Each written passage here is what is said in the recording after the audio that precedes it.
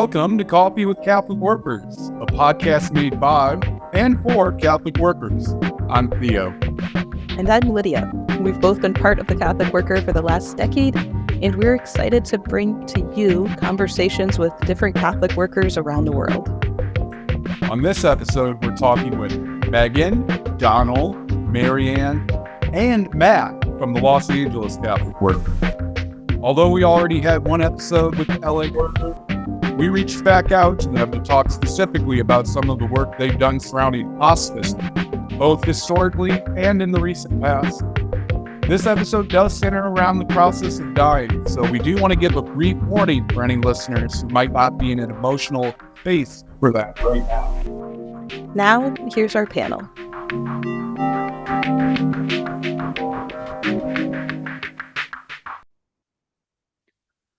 Thank you all for joining us today on Coffee with Catholic Workers. Can we just go around the circle and get everyone's name associated with the voice and tell us, how long have you been part of the Catholic Worker movement and part of the LA Catholic Worker?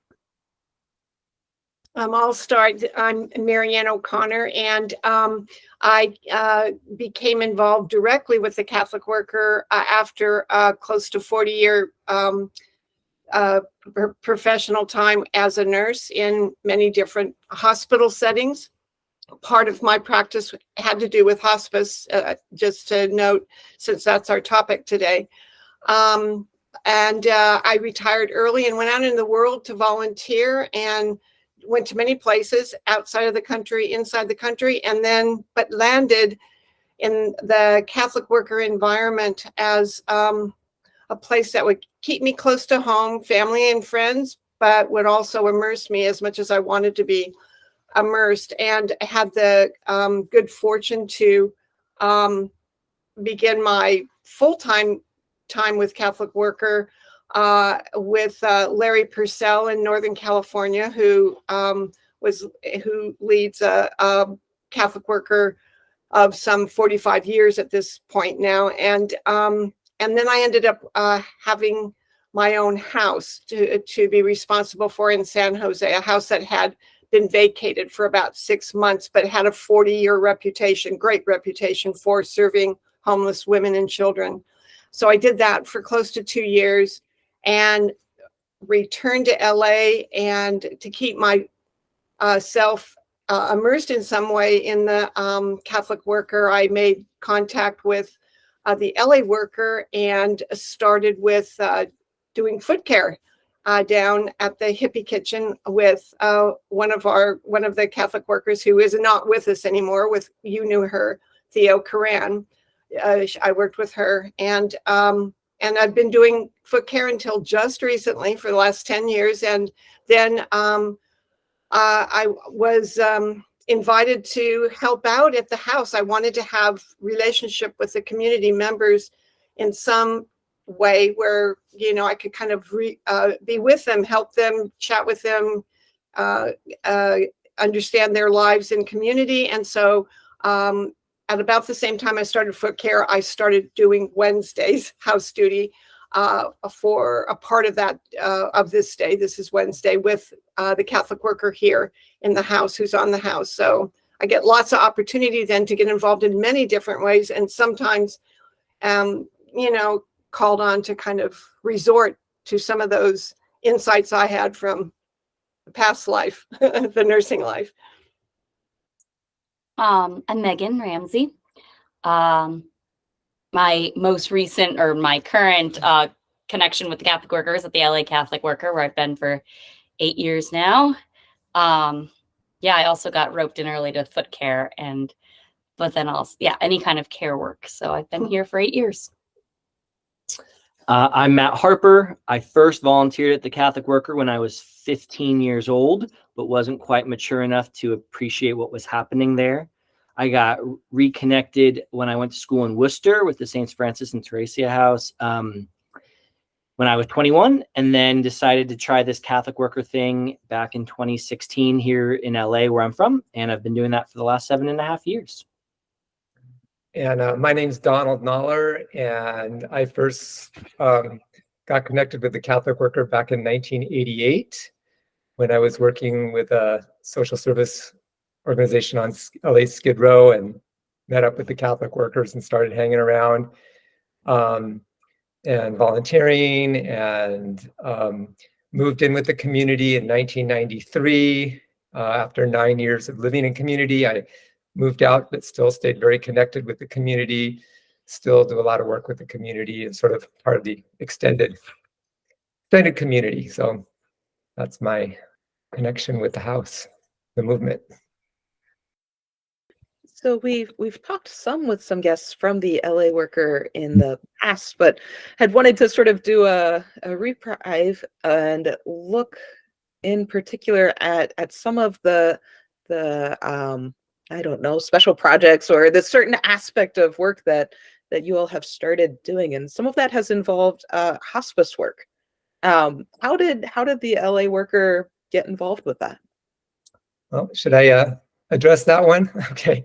So the LA community had its first sort of experience with hospice work with a guest named Eugene Fainess, who was a guest, I think this was back late 70s, early 80s, who had developed cancer, and it was time for him to start hospice care. And it just seemed natural for the community to care for him at home, where he lived, and he was a part of the community. And so the community did that and found that it was a very meaningful and powerful thing to bring that end of life care into the community, which in our modern world has been sort of farmed out to institutions in many cases.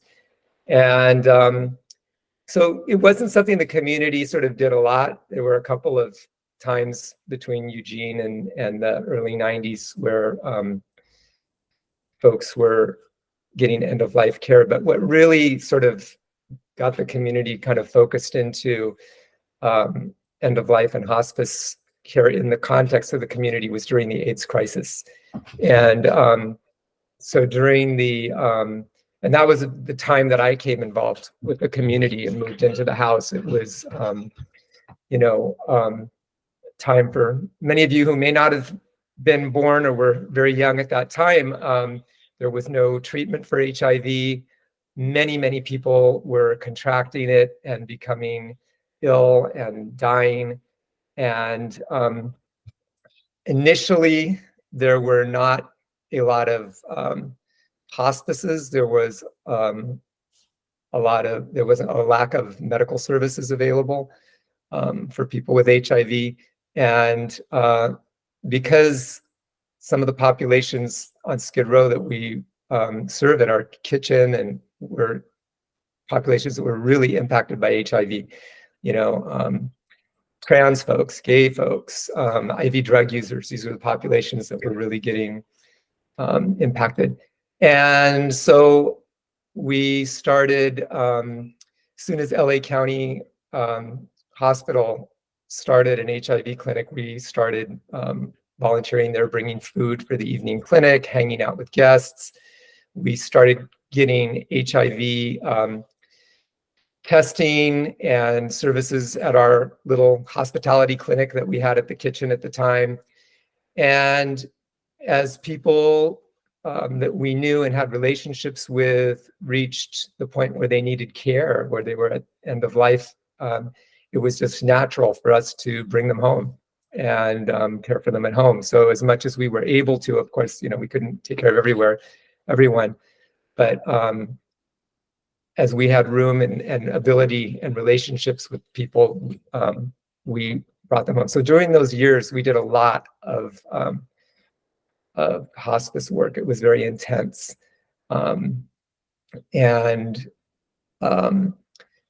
So from then, after AIDS medications came out and it became a manageable disease, that kind of backed off. But we had that experience of within the community of caring for those at end of life, and so that just became part of what we did. And when community members or guests became ill, it just is natural, as one would in any family, to be able to care for them at home. And that was kind of a part of our work. And so in the past year, you all have, or maybe a little more than a year, had a couple long-term guests at the house who entered that stage of their life journey and needed that care. Can you all tell us a little bit about Rudy and Alberto and their lives and situations? And there's so many pieces I'm sure to address, but like, what did that look like? You're running a soup kitchen. You have these people that need intense care. Just all of it. Yeah, I guess. So yeah, Rudy and Alberto had both been living here for what, 15 years or so, give or take, or more than that, I think, each of them. But they both entered hospice officially in January of last year, like within weeks of each other. You know, their doctors told them that they were both entered hospice. So yeah, Rudy was, I don't know, maybe Donald wants to speak more to Rudy, but Rudy, they're both very artistic souls. Rudy brought music and chess into our household, and yeah, I don't know, but I could talk about them going to hospice. So it was very different for each of them. Rudy, when he went, he started, you know, he was probably in a wheelchair by the time he went into hospice care, but, you know, he quickly lost mobility. And so then that just took kind of around the clock care from our community of like, okay, you have to be with him at all times because he's in a chair now. If he needs to get from A to B, you know, we need to be there to help him. We need to be there to give him, you know, get him water and food and things like that. So with Rudy, it became very hands-on, and we needed to make sure one of us was signed up to be, you know, his caretaker at all times, or we had to bring in friends of our communities to be with him at all times. So that was very different. And then Alberto is an artist in his own way as well. He was an artist. He was a visual artist and a poet. And he, though, was very independent. He very much, you know, took care of himself, gosh, almost up until maybe the week he passed away. But, you know, he was still preparing his own meals in the exact way that he wanted, and, you know, taking care of his medical condition in the way that he wanted. And so, yeah. Steve. I think one of the stories I heard about Alberto was, so he came undocumented to the United States, and at one point got housing through a local Catholic church. Blessed Sacrament had a shelter there, and they made a decision at some point to transition from the shelter for undocumented folks that they were doing to sheltering folks who were unhoused in the United States from the streets. And in that transition, Alberto was going to be moved out. And a former community member, Krista Ochogrosso, artist, knew him, had a relationship with him, reached out to our community and said, like, do you have space for this person who I know? Which I think one of the ways we've gotten a lot of our guests is through relationships. Donald mentioned relationships being an important piece of all of this work. And about a year later, we did have space and capacity for a new guest, and Alberto came, and kind of, as was mentioned, Alberto had a tumor since, I think it was the late 90s in his, developed a tumor in his brain. And sorry, what's that? It was in his cranium. It wasn't in the brain. It was like outside the brain. Appreciate that. Yeah. And so was to as Megan had said, kind of like having to deal with this thing that could dramatically change his life, could end his life. And so for so many years, he learned that he would be the only advocate, the best advocate for himself. He would be the person who pushed for the things he needed best. And so he continued to care for himself. And so it was interesting to watch his hospice experience. It also, Rudy had just passed away a few months before Alberto really began to go downhill. And so we had these two experiences at the same time, but also kind of back to back. And to have the first one where Rudy was in need of so much extra care and support, and then to have Alberto, who was so independent, it really just kind of showed a piece of the huge spectrum that comes with hospice care. And in many ways, as you know, one of our caretakers, Sue, mentioned, it also not only was a chance for us to learn how to do it for these guests of ours, but this hospice care also has opened so many doors for us to learn how to do it for other people in our own family lives, and in a world that unfortunately isn't able to care for the needs of our family members as much. It's been such a gift to learn from these two folks and how to care for folks and how to learn how to be patient and how to meet people's needs quietly. But yeah, anyway, so just a little piece of that Alberto story. And then the Rudy story, unless someone knows it better, was, Donald, you might know the story better, so feel free to jump in of how he came to us. But my understanding was he was a guest at our kitchen for a long, long time, and a beloved guest at that. And he would be invited to come home and wasn't really interested in it. And then I believe one day he showed up at our coffee line one early morning, oatmeal and coffee. And I think had been in a tough place, in a bad place. And I believe it was Catherine who said to him, "Hey, Mr. Rudy, would you like to come home?" And I think the story goes that he said yes. And then that was kind of it. But Donald, I don't know if you have any more of that story.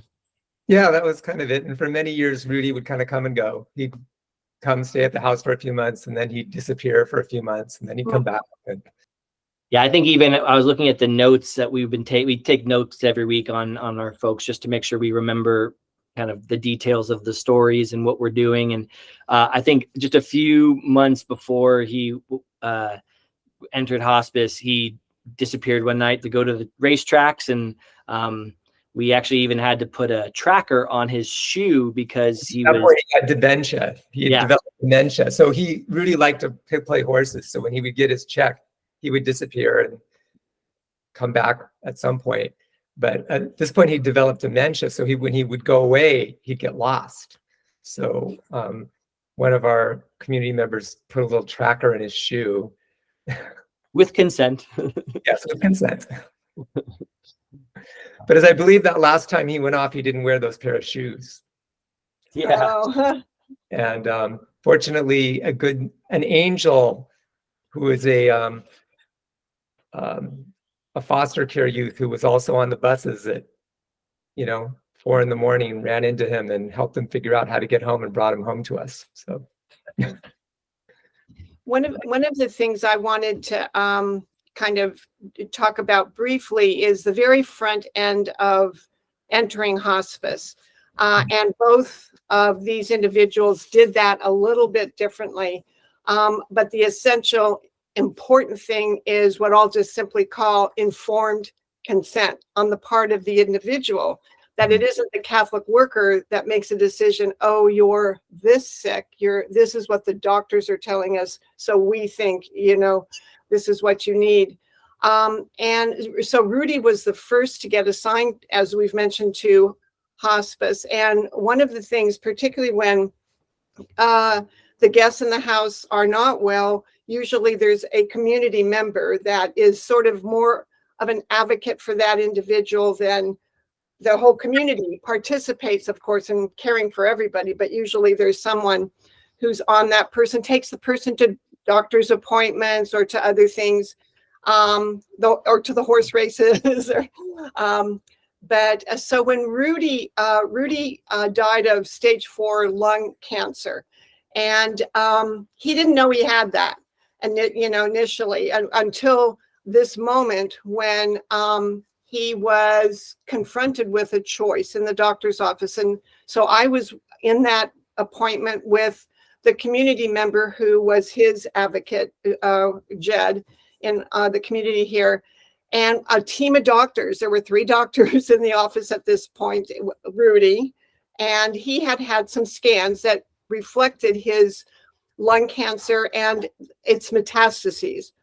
So he was in this meeting to understand that he was really sick. And the first thing that all physicians will do in a meeting like this is to explain how it can be treated. And Rudy's he's a thinker. He was a thinker, but he was a quiet guy. And so as the doctors explained in pretty straightforward, clear, frank terms what his problem was and labeled it cancer, very clear.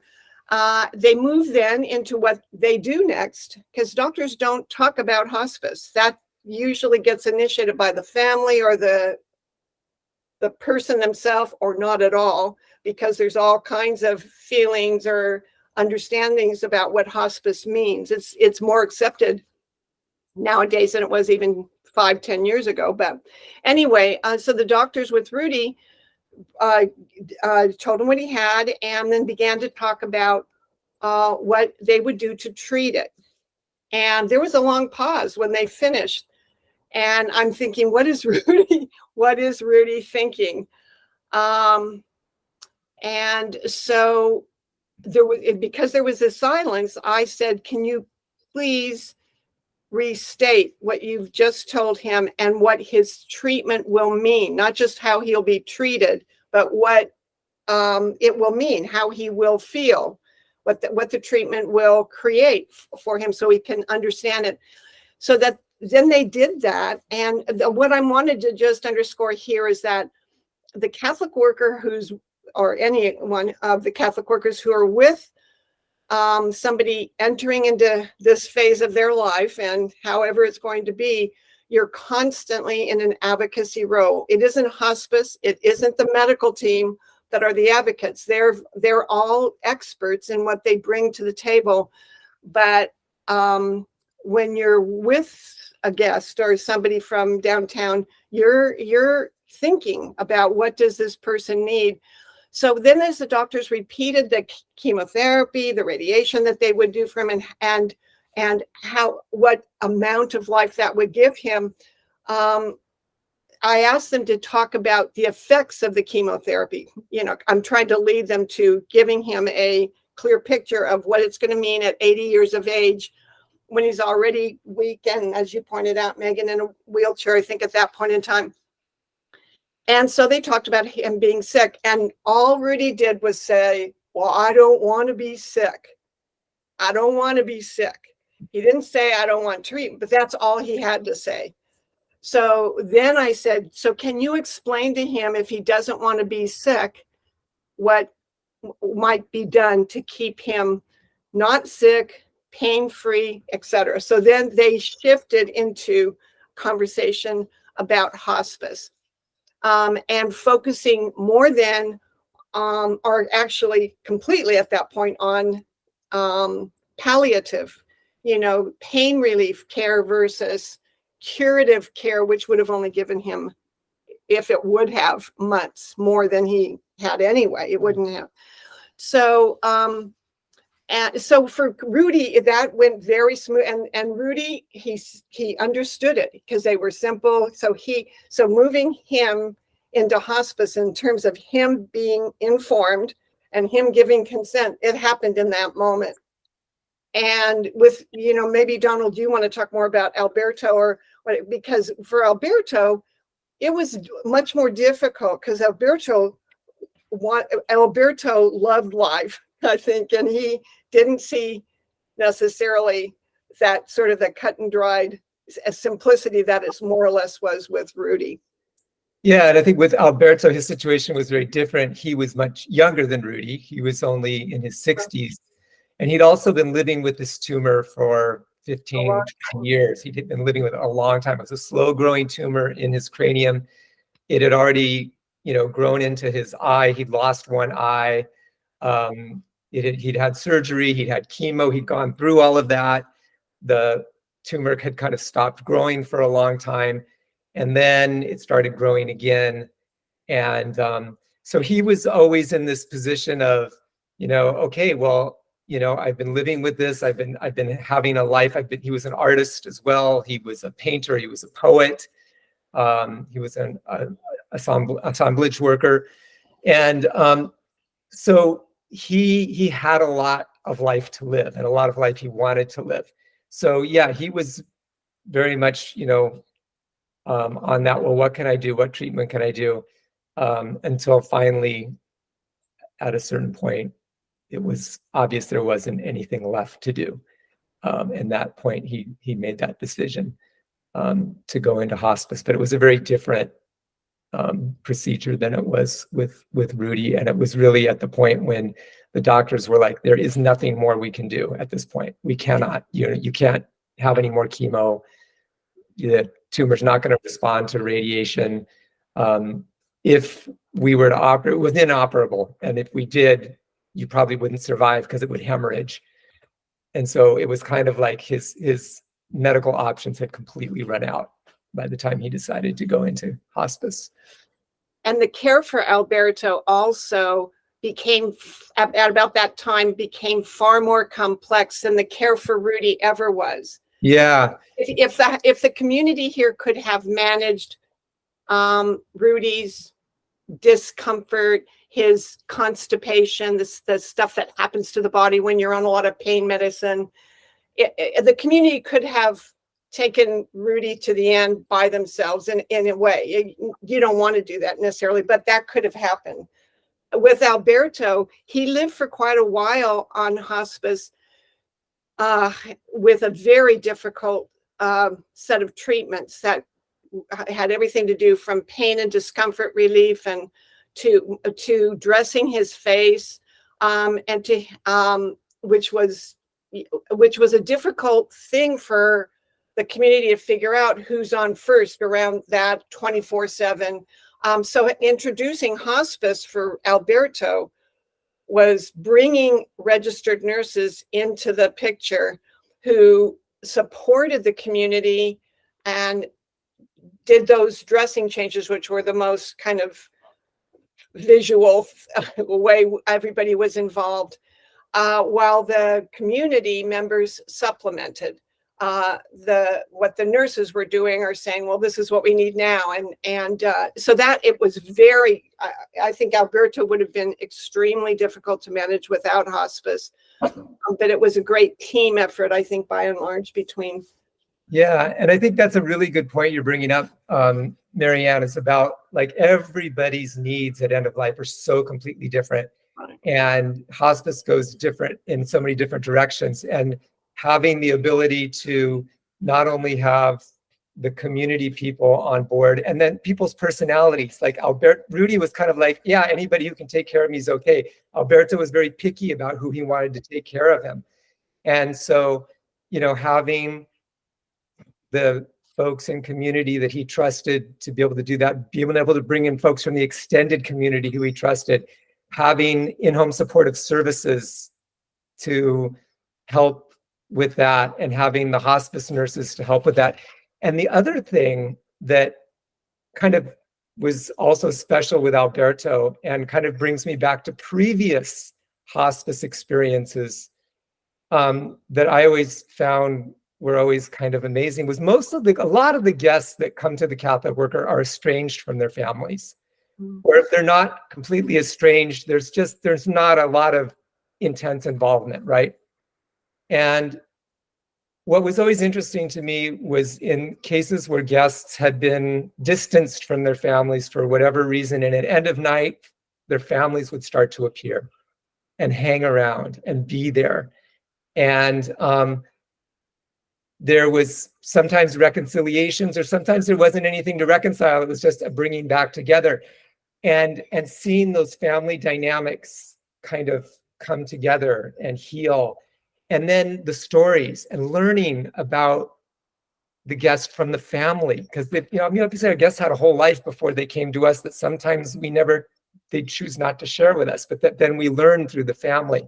And Alberto's was definitely one of those situations where we really, one of the key players in his end of life was his sister, who came up from Mexico, and we was able to get a humanitarian visa to come, and she literally parked herself. And at first, Alberto was very resistant to her. He liked her. He wanted her to be there, but he didn't want her to touch him. He didn't want her to do anything. And he was very like, you go over there, I'm here. Okay, now you can come and talk with me. Now go back over there. Initially, it was very like, and then and she was so patient. Oh my God, the woman was so patient. She would literally just sit there and read and wait and wait and wait. Finally, he softened and he opened and they began to reminisce about their childhood, and this whole thing blossomed between them. And she was probably the key person, a caregiver, with him, just in her being there, and not only in what she was able to provide in terms of physical, but the emotional support she had for him there was just amazing. And the fact that the Catholic worker could provide her with community. She became a member of the community, and kind of grew towards many of the things that the community does on a daily basis. Initially, she just paid attention to Alberto, but eventually you'd see her sweeping or doing something. But she came. She had a room here. She was protected in every way. She had food. There was no obligation at all, but to be with him and to have them, as Donald's said so well, be in relationship the way they were. And eventually the whole extended family was hanging around and coming around, and Alberto's memorial was at the house with his whole family. And at the very end, when he was actively dying, his nieces and nephews and sisters and brothers were all there in his room keeping vigil with him. So yeah, it was pretty. And I've seen that with previous guests, where we sort of become this place where a family that maybe wasn't as united was able to come together in a space. So in that sense, the Catholic Worker House becomes a container or a space where this family can do what they need to do to be together at this stage in their family life. And that's really beautiful, to just kind of, we get to provide the space for this to all happen, Mm-hmm.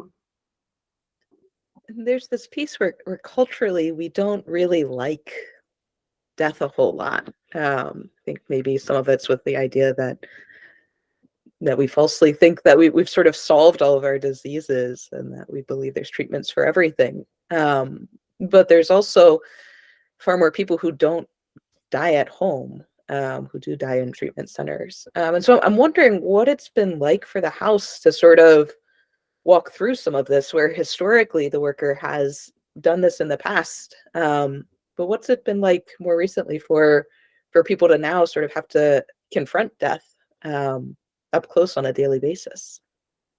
I remember when I joined in September of 2016, just a month or two later, I think it was, I was on house one day and walked into one of my housemates' rooms, and he was on the ground and had died. And it was the first time I had ever encountered death in the flesh, in person. And while there wasn't the hospice process, there was this like magical thing that just began to unfurl in front of me that was like the beginning of this breaking down of the fears of death, the breaking down of this like expectations to control everything, and just watch this really natural, really human, really personal process unfold of, saying prayers, but doing them in a unique and personal way, telling the stories of people's lives, contacting those who knew them, such that when this hospice process happened years later, it had been this like slow learning process for me.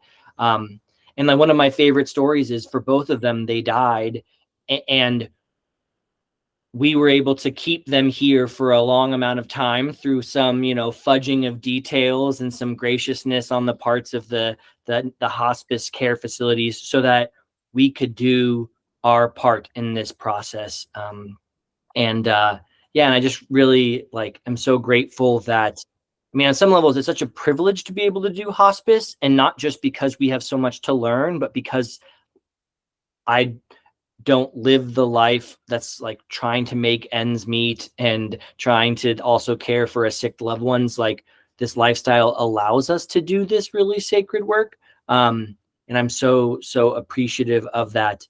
But in a way, it's I think, as Donald was saying, it's just such a natural outgrowth of these things that we are a part of.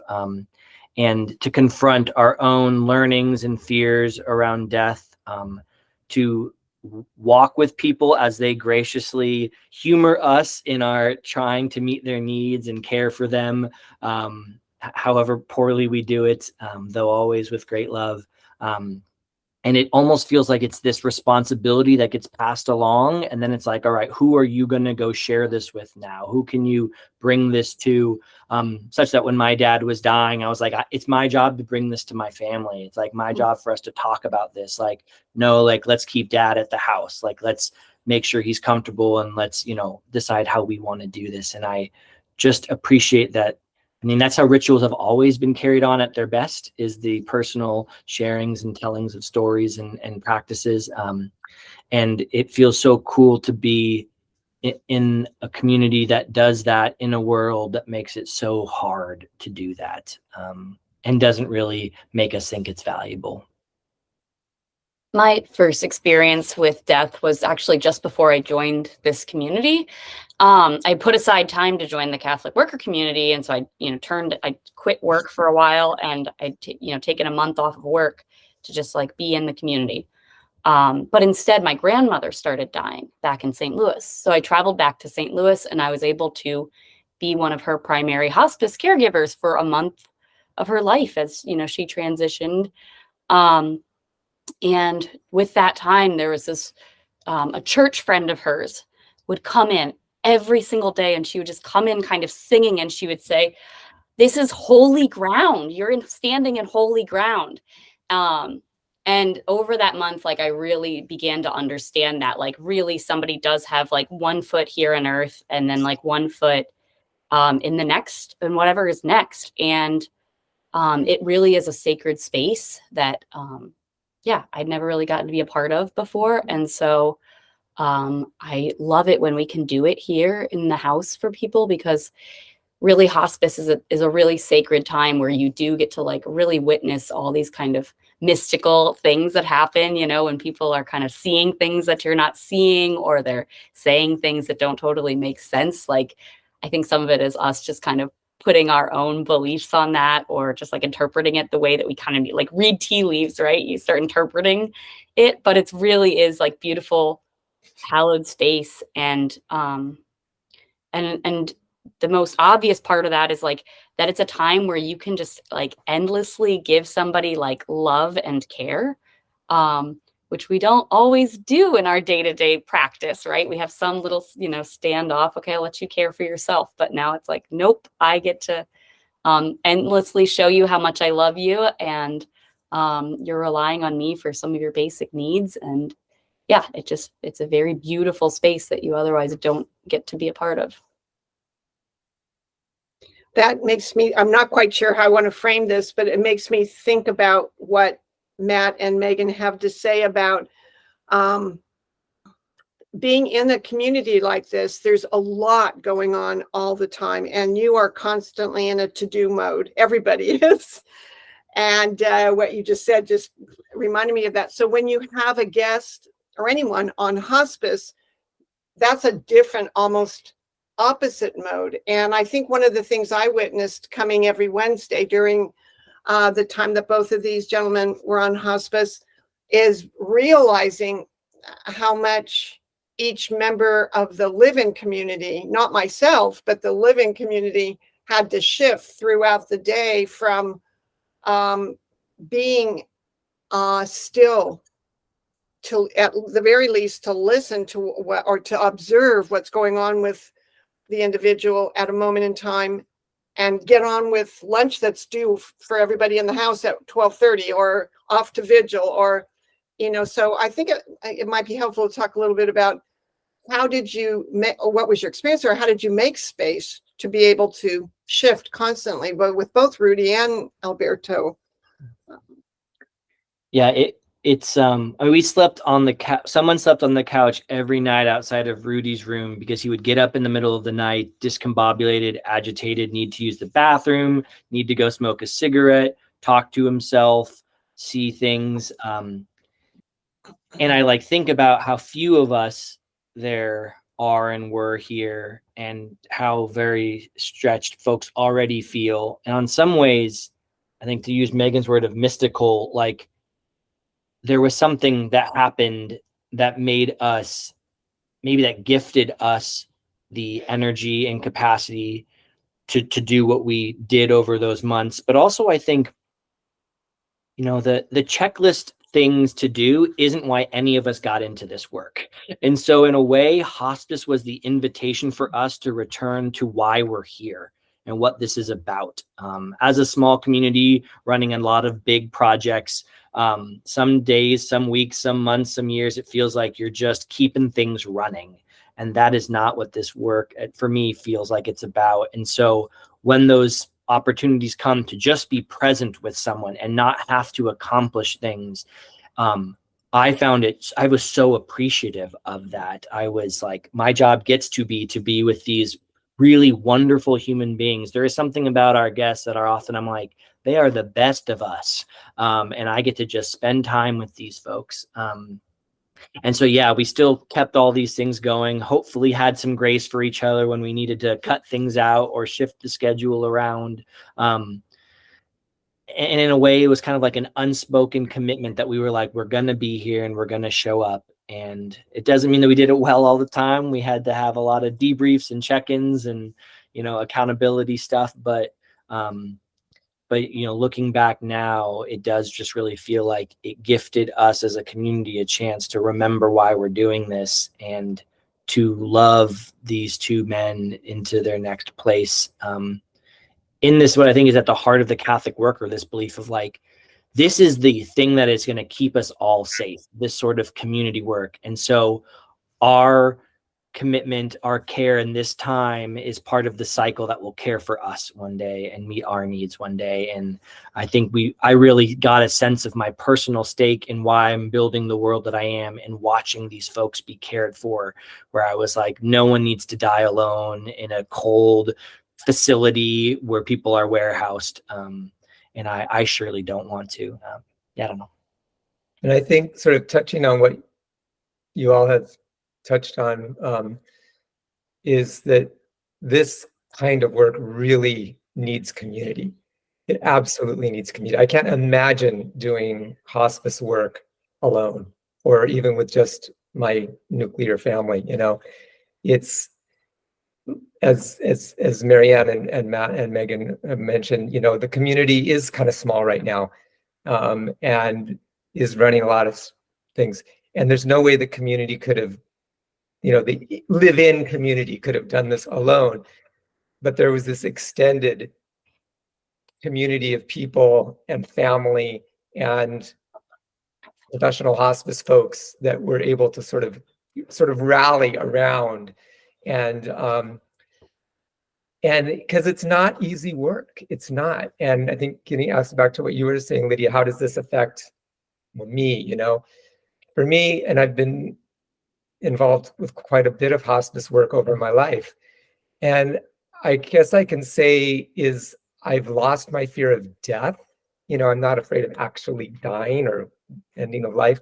I've never been able to let go of the worry of suffering, of like, and I always hold that, like, when somebody's like reaching end of life, my sister's in hospice right now, and sort of like, what, you know, is there going to be, fortunately with my sister's situation, she doesn't have any physical pain. She has a certain kind of brain tumor that it's just like, she's going to go to sleep and there's no physical, but it's like this, my anxiety isn't over death. It's all the things that happen, you know, before, like with Alberto.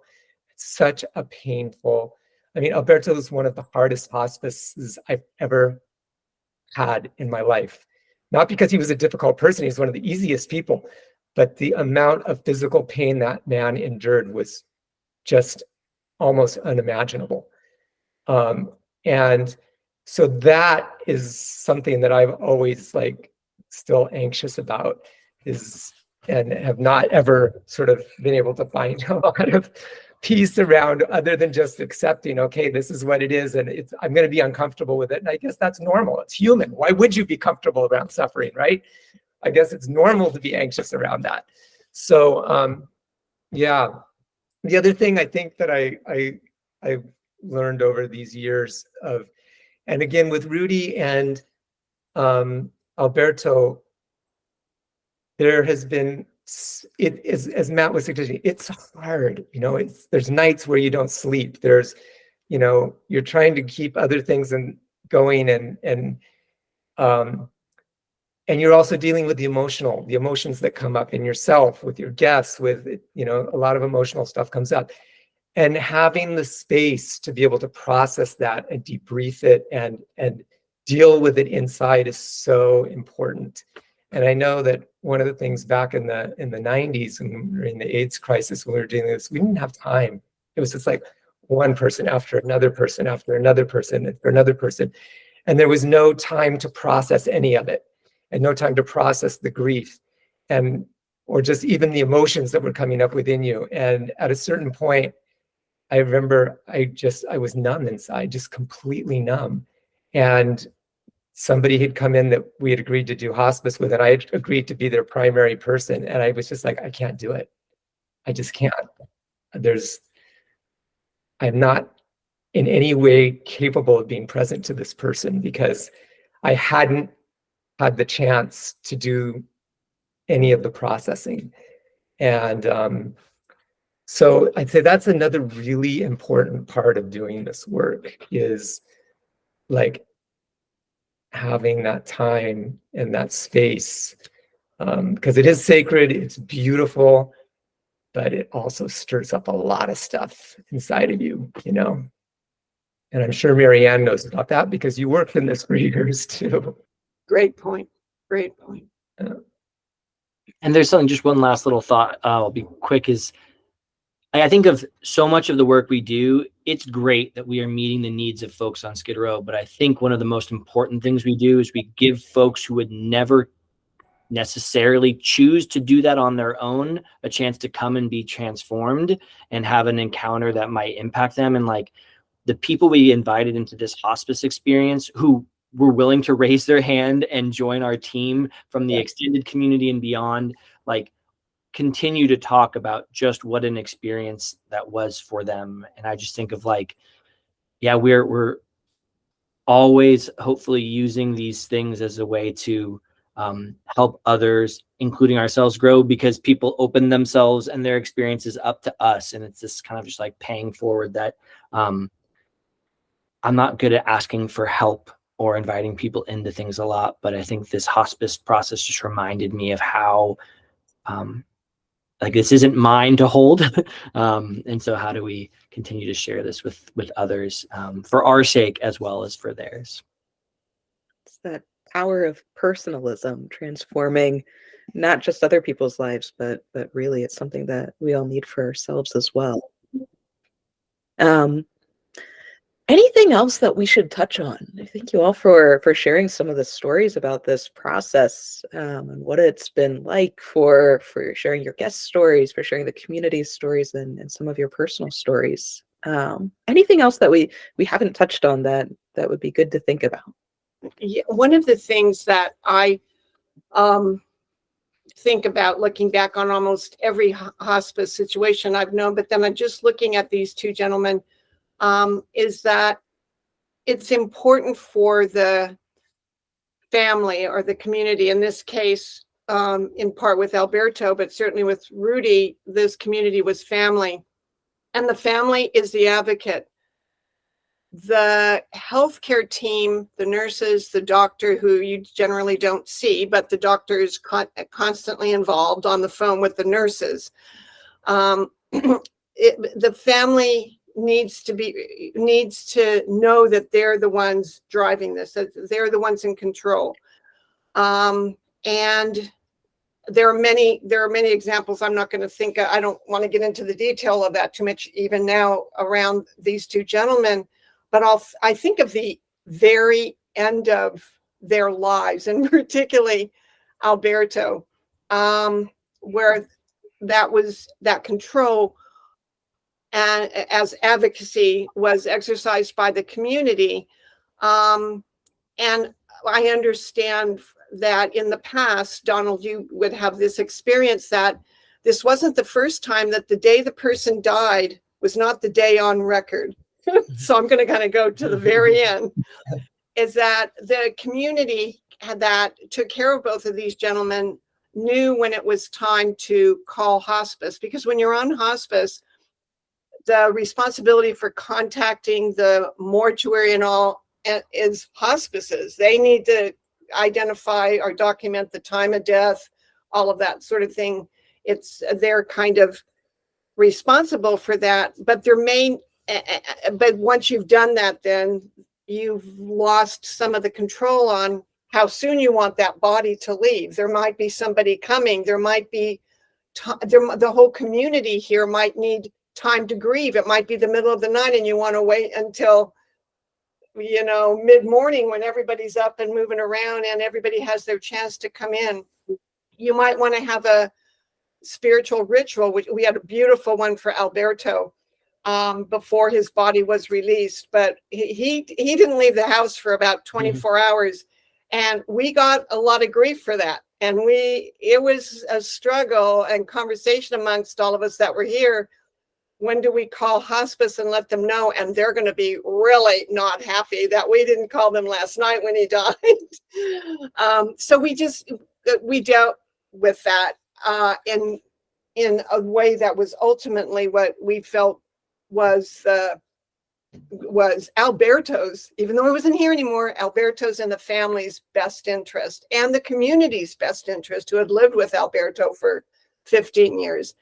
And it was fabulous the way it turned out. We were chastised, more than one of us. I know I was, when I made that first call to hospice to tell them. But anyway, I'm just, so all along the way and even to the end, it's important to realize that it's the community, it's the patient, not the patient, but the person on hospice and the family, whatever you mean by family, supporting that, are advocating for that patient, and the team of healthcare providers are there to respond to what they're hearing. So it's really important to give them the information so that all the palliation that's needed happens, but also to work that relationship for the healthcare team to be there when needed, and maybe not so much whatever, just to make those adjustments.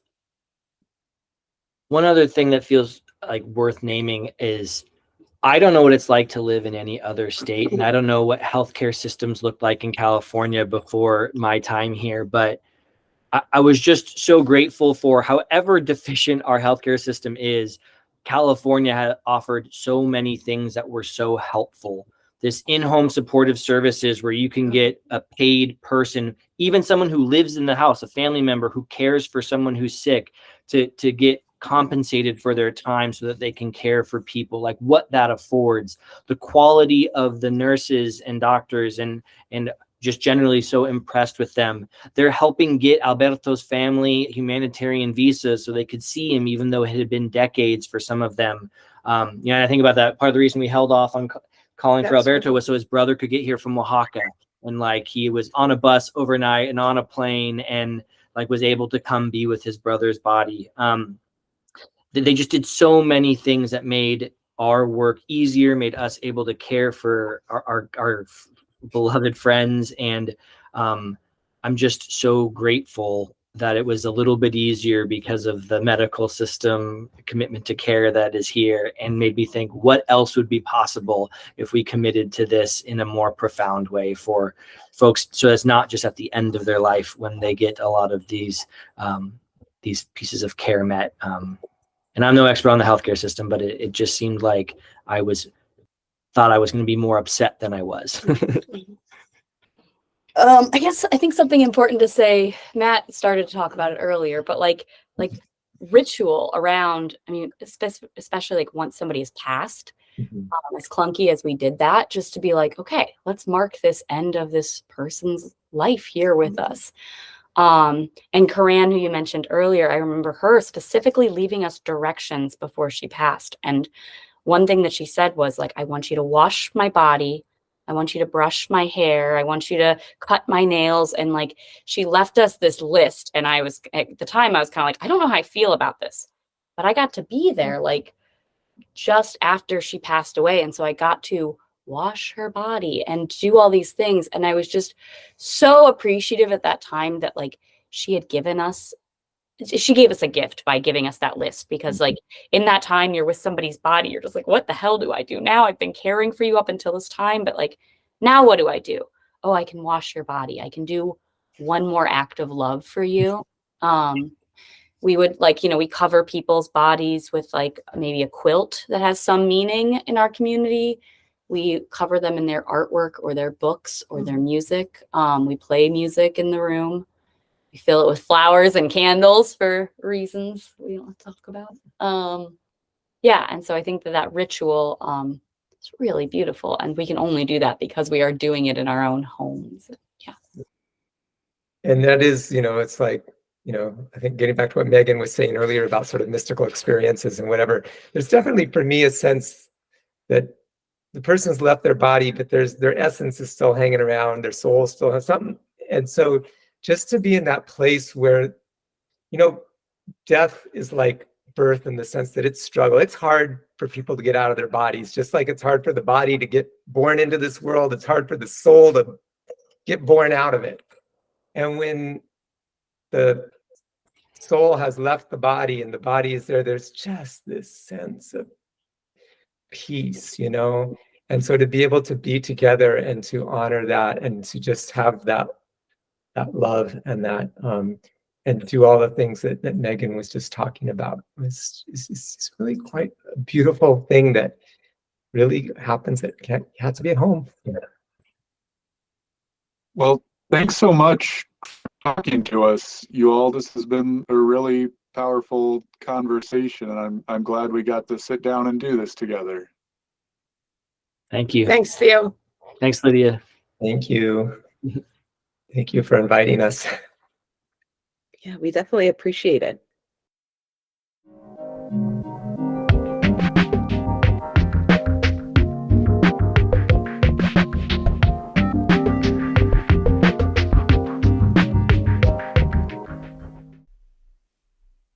So thanks to everyone who joined us for the conversation.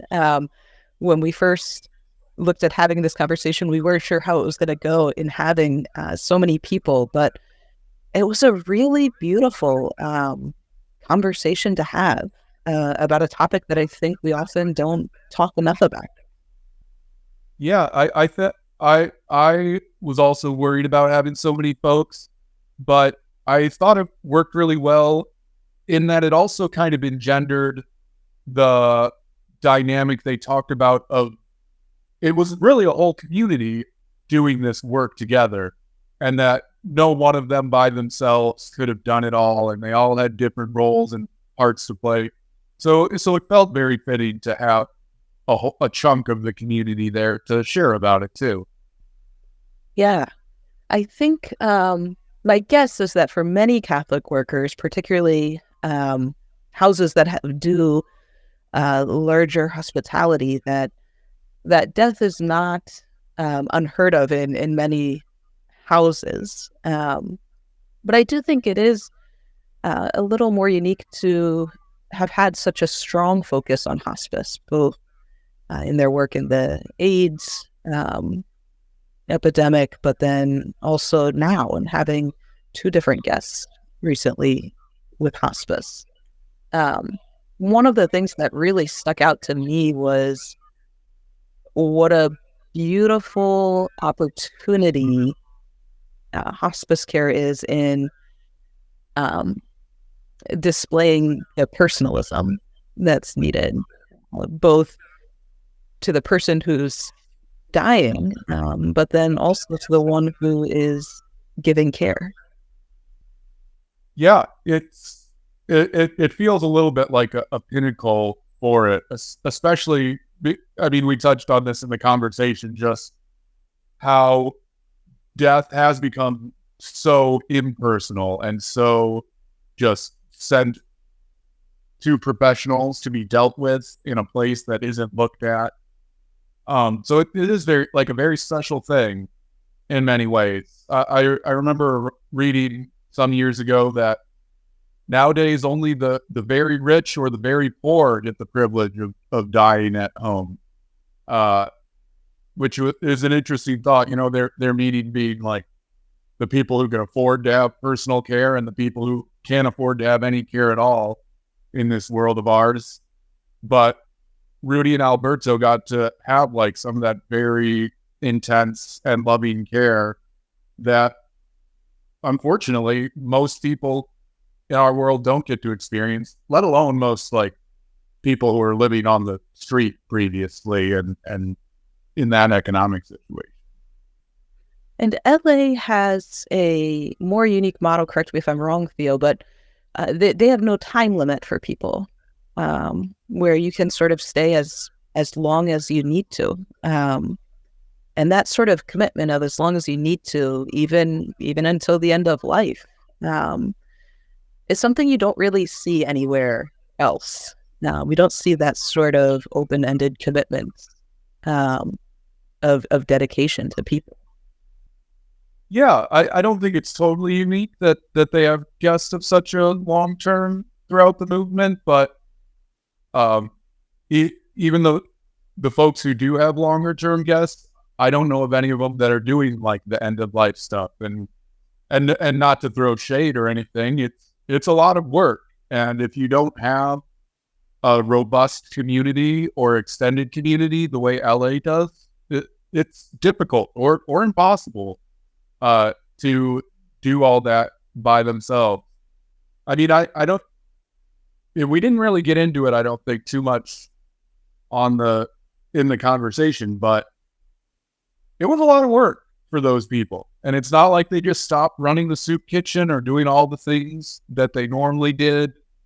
Yeah, I mean, the house maybe was a little bit dirtier because instead of cleaning the bathrooms or sweeping the floors, somebody was having to help Rudy, throughout the day.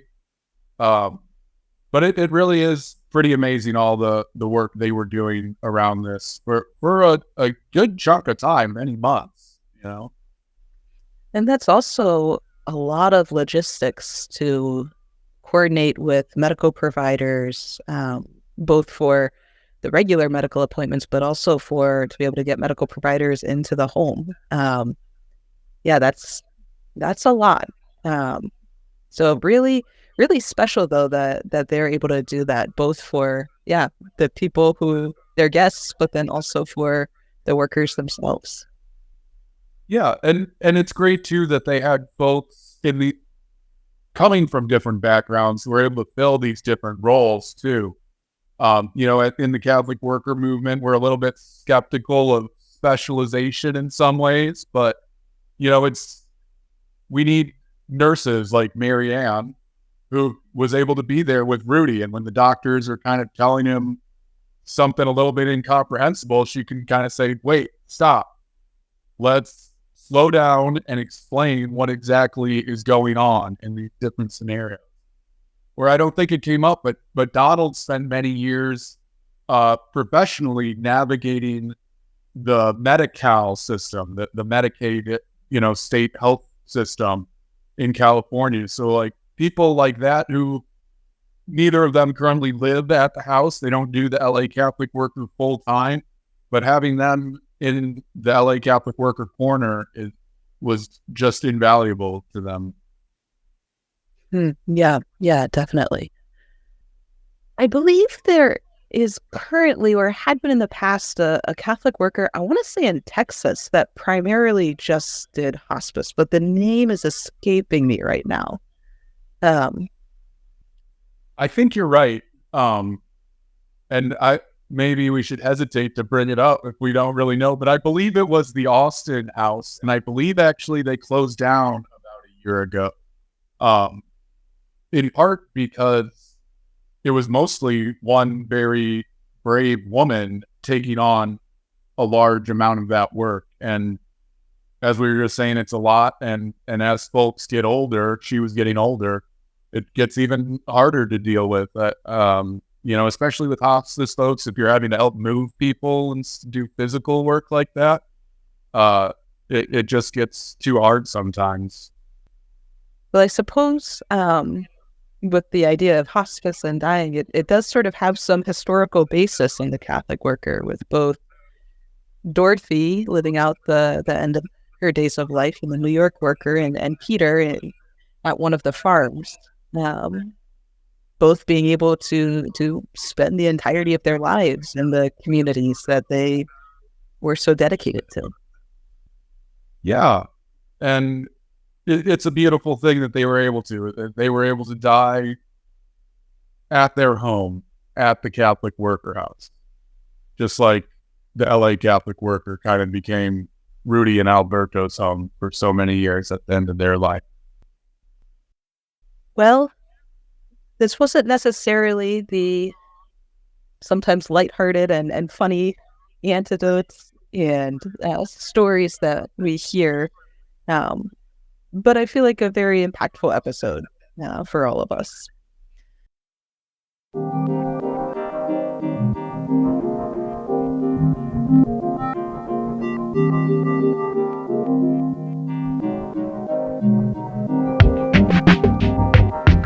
That wraps up this episode of Coffee with Catholic Workers.